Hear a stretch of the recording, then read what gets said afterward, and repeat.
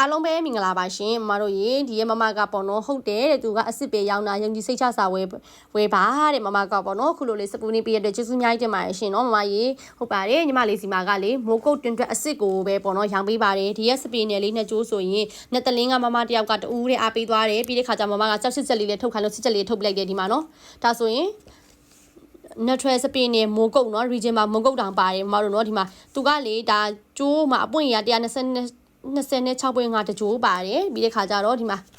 ဒါလဲเนาะနှစ်ထပ်စပင်းနဲ့မိုးကုတ်ပဲเนาะ136ပွင့်5တကြိုးပေါ့เนาะနှစ်ကြိုးမမတို့ဒီမှာဒီရဲ့ကြိုးကလေတွက်လေလိုမျိုးခွေထားလို့ပေါ့เนาะပုံထဲမှာကျတော့လေဒါတကြိုးတစ်ဆက်စာလုံးထုတ်ထားပြဒီထဲမှာဆိုရင်ဆရာကပြောလိုက်တာပေါ့เนาะဇိုင်ခွန်လေးတွေလည်းပါတယ်တဲ့ကိုမတို့เนาะကဲတကယ်ကိုပြောချင်တာကပေါ့နော်ဟိုမိုးကုတ်မီကထွက်တဲ့ရတနာအစ်စ်နော်တွင်းထွက်အစ်စ်ကိုဝေးရတာနဲ့တော့ကျေးဇူးတင်မှုကောင်းနေကိုမတို့နော်တကယ်ကိုဝစ်ပြောတာညီမလေးရောင်းပေးထားရစီဆိုရင်ဒီရဲ့ကြိုးလေးပဲတိကျဆိုရင်တကြိုးကိုမှလေ2သိန်းခွဲပဲရောင်းပေးထားတယ်မတို့နော်တစ်ဆက်စာလုံးဆို4သိန်းခွဲပဲရောင်းပေးထားပါတယ်နော်တွင်းထွက်အစ်စ်တွေကိုလေမတို့ကြိုက်နှစ်တရအဆက်လေးတွေရှိရဆိုရင်ညီမလေးစီမလေးယုံကြည်စိတ်ချစာအပ်ပေးလို့ရပါတယ်ရှင်